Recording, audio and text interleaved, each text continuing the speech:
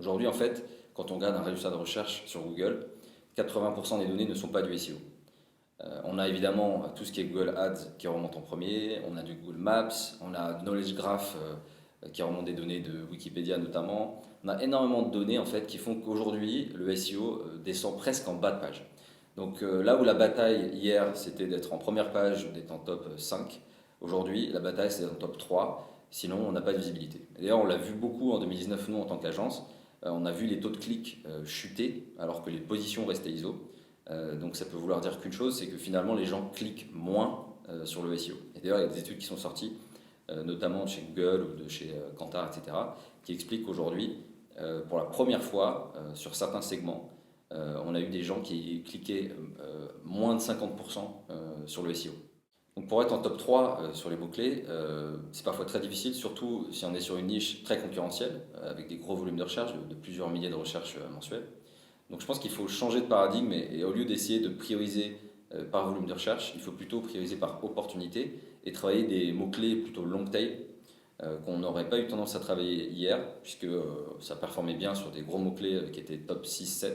Aujourd'hui, ça va être plus intéressant de travailler en opportunité sur des mots-clés qui ont moins de volume de recherche, mais sur lesquels on peut se positionner en première, deuxième, troisième position. Et je pense que pour ça, il faut avoir une approche très data. Comme on peut déjà le faire dans d'autres canaux d'acquisition, comme par exemple en SIA ou sur Facebook Ads, où on travaille beaucoup à la conversion, je pense qu'il faut faire la même chose dans SEO, et réussir à prioriser les mots-clés vraiment par opportunité business, par conversion, et de travailler les mots-clés long tail qui rapportent le plus de business, et essayer de les positionner en top 3. Et arrêter de se battre sur des mots-clés qui sont trop gros et qu'on n'arrivera jamais à mettre en top 3. Je pense que pour travailler sur une stratégie d'opportunité en SEO, il y a deux choses à faire.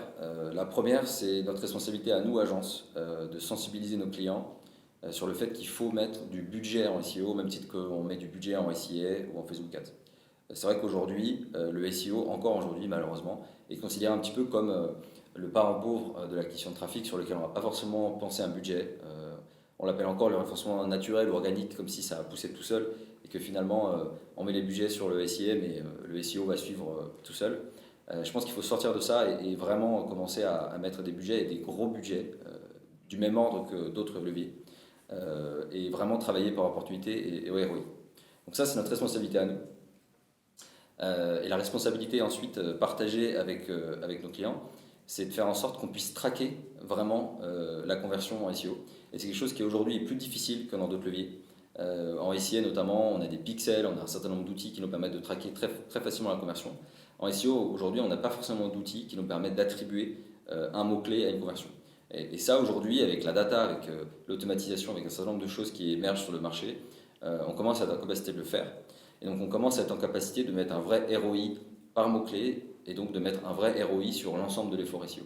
Et donc demain, je pense que vraiment la stratégie en SEO, au même titre que les autres leviers d'acquisition, ça va être de pouvoir avoir un vrai coût d'acquisition du SEO, un vrai coût à la conversion, qui va permettre en fait aux clients de juger leurs agences vraiment à l'aune du budget total et de ce que ça leur a apporté vraiment en termes de business. Ce qui est aujourd'hui très difficile. Ça a toujours été une boîte noire, le SEO, sur lequel très peu de gens pouvaient vraiment juger la réussite.